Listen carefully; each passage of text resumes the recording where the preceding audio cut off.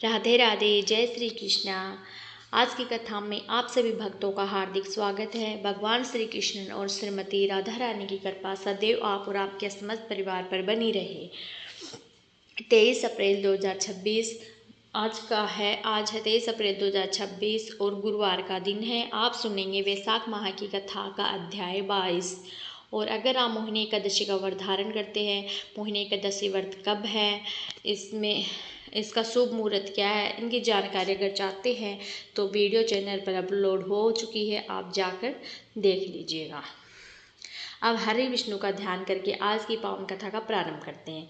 सूत जी कहते हैं कि हे तपोधन, एक समय महातेजस्वी मार्कंडेय मुनि तीर्थ यात्रा का फल पाकर नर्मदा के तट पर बैठे हुए थे। वहीं उनका दर्शन करने के लिए बहुत से ऋषि महर्षि भी आए हुए थे।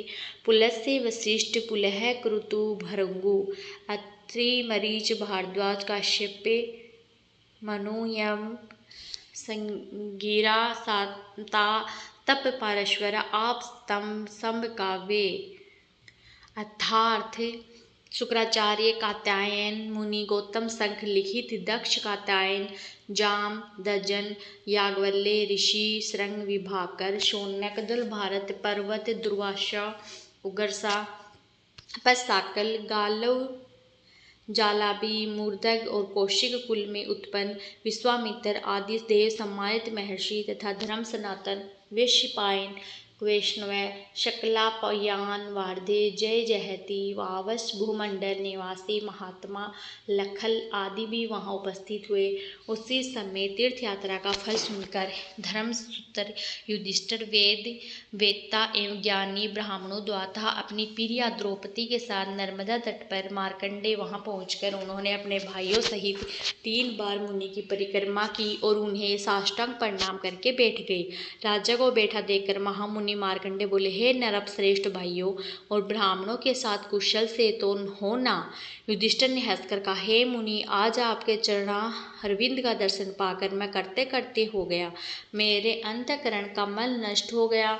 तीनों लोकों में प्रवाहित होने वाली गंगा, यमुना, सरस्वती, गंगा द्वार, हिमालय, कुब, जारक, ब्रह्मा योनि, उग्र तीर्थ, कनखलक, केदार, भैरव, क्षेत्र, निमिषारण्य, गया, कुरुक्षेत्र, पुष्कर इत्यादि पवित्र तीर्थों को छोड़कर आप किस प्रयोजन में से केवल महानदी नर्मदा का ही सेवन करते हैं? इस बात को हम सब लोग सुनना चाहते हैं, आप इस रहस्य को बताने की कृपा कीजिए।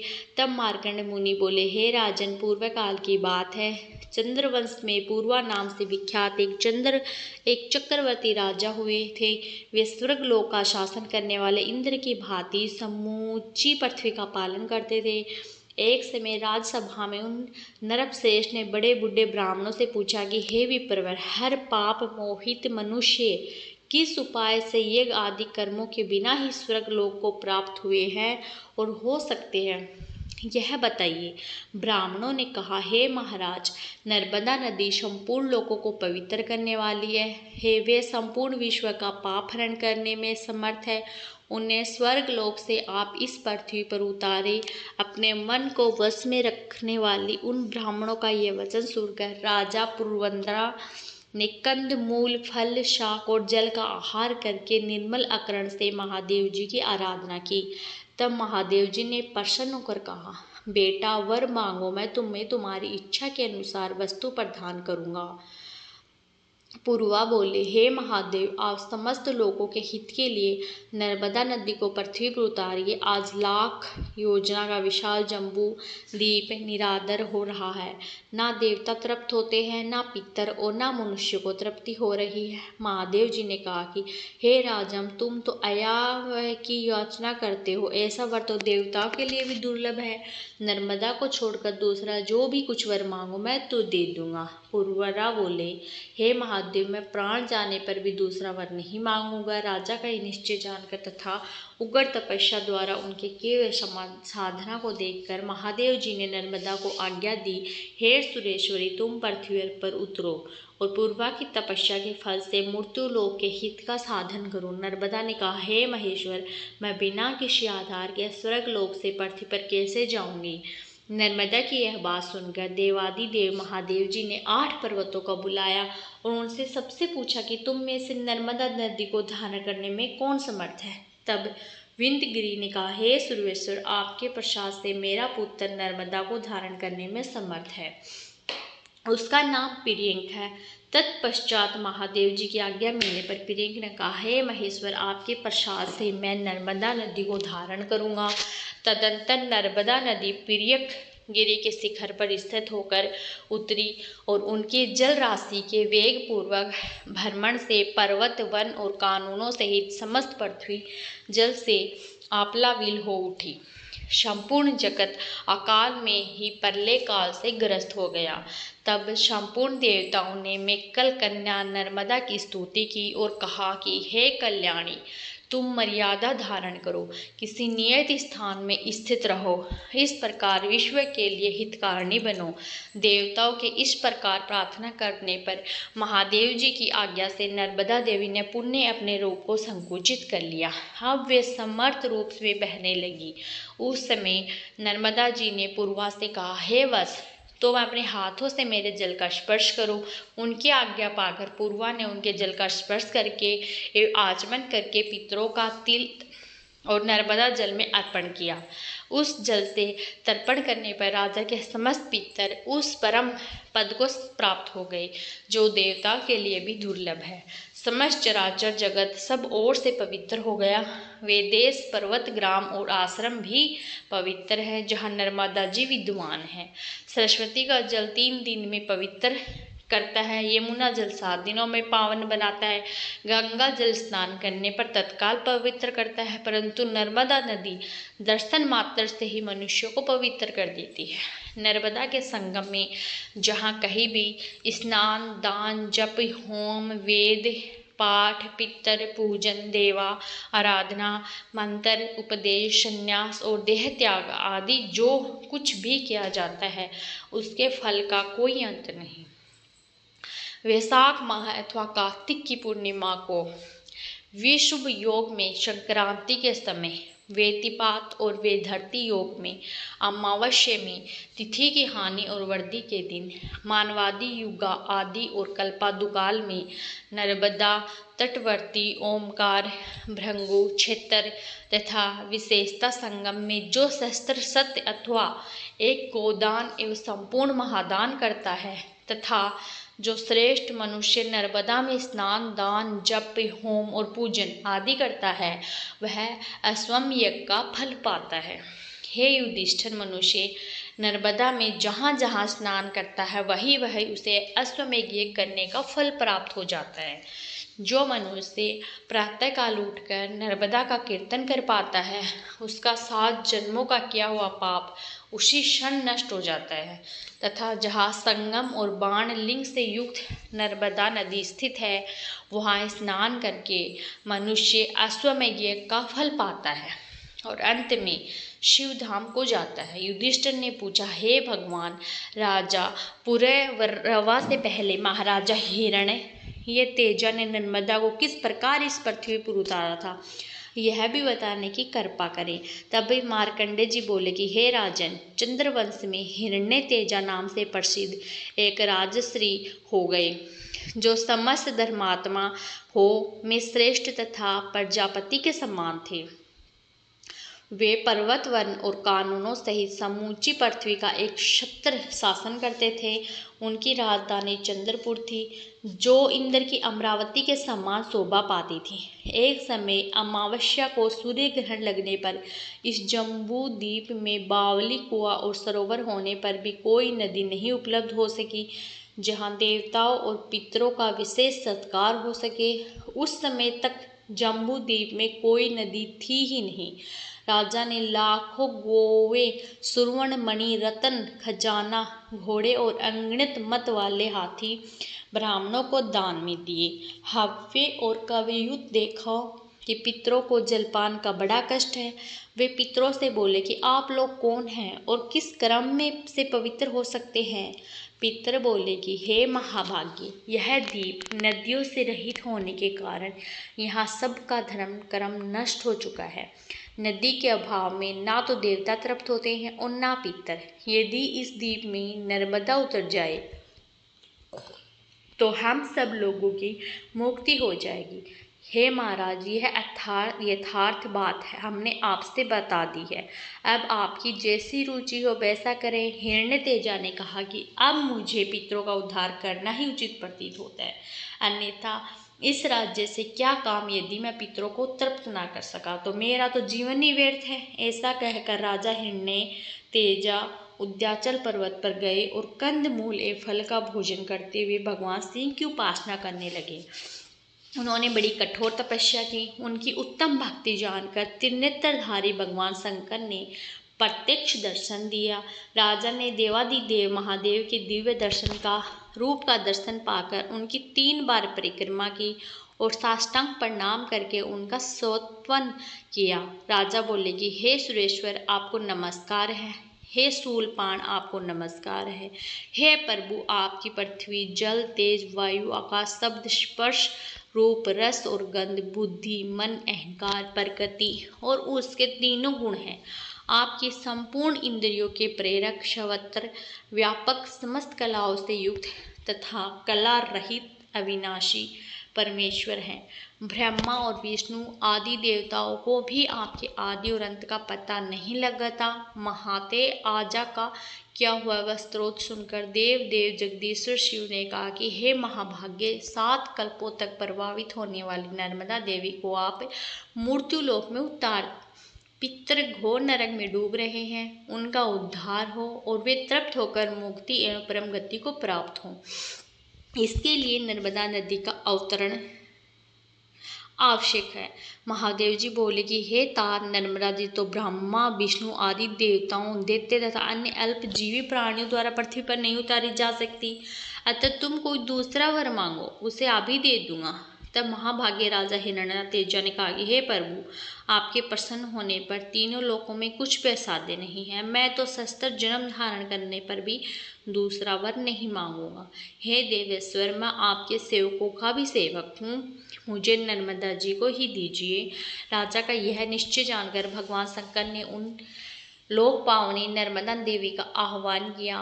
वे मगर के आसन पर आरूढ़ होकर दिव्य रूप से आकर शिव जी के आगे खड़ी हुई और उमा माहेश्वरी दोनों के चरणों का स्पर्श करके नतमस्तक हर बोली, हे देवेश, किस लिए मेरा नाम स्मरण किया गया? महादेव जी ने कहा कि हे नर्मदा, आज राजा हिरण्यतेजा ने अपना राज्य छोड़कर यहाँ 14,000 दिव्य वर्षों तक घोर तपस्या की है।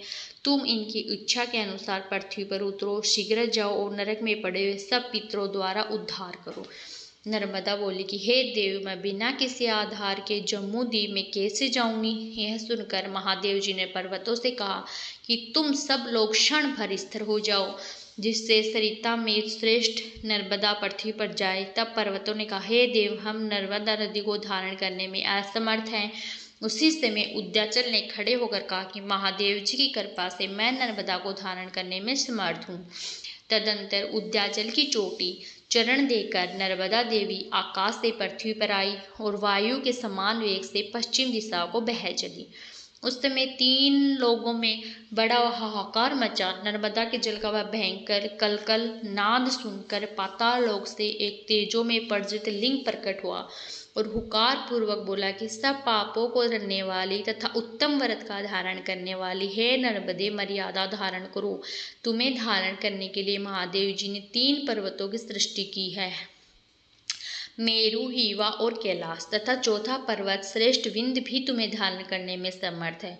उन पर्वतों की लंबाई पूर्व से पश्चिम की दिशा की ओर 32,000 योजन है और दक्षिण से उत्तर की ओर चौड़ाई 500 योजन की है। तत्पश्चात राजसी हिरण्यतेजा ने नर्मदा से कहा कि हे देवी, आपने हमारे पितरों का उद्धार करने के लिए बड़ा अनुग्रह किया है। नर्मदा ने उत्तर दिया कि हे राजन, तुमने मेरे लिए महादेव जी की आराधना एवं तपस्या की है, इसलिए जो तुम्हारे माता पिता के वंश के लोग हैं वे और तुम्हारी रवास में रहने वाली स्त्रियों के भी जो सगे संबंधी हैं वे सब मेरे प्रभाव से उमा महेश्वरी के लोक में चले जाएंगे। तब राजा ने नर्मदा इसमें विधि पूर्वक स्नान करके देवताओं और पितरों का तर्पण तथा श्राद्ध और पिंडदान किया। इनसे उनके सब पितर नरक से निकलकर देवयान मार्ग पर स्थित हुए। यह नर्मदा का पहला अवतरण आदि कल्प के सत्य युग में हुआ था। दूसरा अवतरण दक्ष श्रावण मनवंतर में हुआ और तीसरा अवतार राजा पुरूरवा के द्वारा वैष्णव मनवंत में संपन्न हुआ। हे राजन, यह प्राचीन वृत्तांत जैसा मैंने अपनी आंखों से देखा है वैसा बतलाया। नर्मदा में स्नान करने, गोता लगाने, उसका जल पीने तथा श्रवण एवं कीर्तन करने में अनेकों जन्मों का घोर पाप तत्काल नष्ट हो जाता है।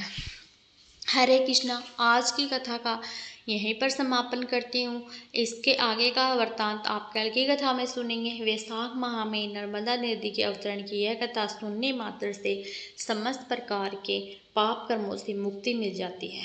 यहाँ तक कि पितरों की आत्माएं भी तृप्त हो जाती हैं। मात्र इस कथा के श्रवण करने से। तो आपकी कथा पसंद आई हो तो वीडियो को लाइक ज़रूर कीजिए। तुलसी चालीसा। श्री तुलसी महारानी करु विन्य सिर नाय, जो मन मोह संकट विकट दीजे। मात न साय नमो नमो तुलसी महारानी, महिमा अमित न जाए खानी दियो। विष्णु तुमको सननामा, जग में छायो सहित महान ना विष्णु प्रिया। जय जयति भवानी तिहु लोक की हो सुख खानी। भगवत पूजा करे जो कोई, बिन तुम्हारे सफल न होए। जिन घर तव नहीं होए निवासा, उस घर करहे विष्णु नहीं वासा। करे सदा जो तव नित्य सुमृत, ते ही के काज होए। सब पूरन कार्तिक माह है महात्मा तुम्हारा, ताको जान सब संसारा। तब पूजन जो करे कुमारी, पावे सुंदर वर्ष सुकुमारी। करे जो पूजा नित्य प्रति नारी, सुख संपत्ति से होए सुखारी। वरदा नारी करे जो पूजन, मिले भक्ति होवे पुलकित मन। श्रद्धा से पूजे जो कोई, भवन दिसे तर जावे सोई। कथा भागवत यज्ञ करावे, तो बिन नहीं सफलता पावे। छायो तब प्रताप जग भारी, ध्यावत तुम ही सकल चितधारी। तुम ही मात यंत्रण तंत्रण में, सकल काज सिद्धि होवे क्षण में। ओस्ती रूप आप हो माता, सब जग में तब यश विख्याता। देव ऋषि मुनि और तपधारी, करत सदा तव जय जयकारी। वेद पुराण तब यश गाया, महिमा अगम पार नहीं पाया। नमो नमो जय जय सुख कारणी, नमो नमो जय जय दुखा निवारणी।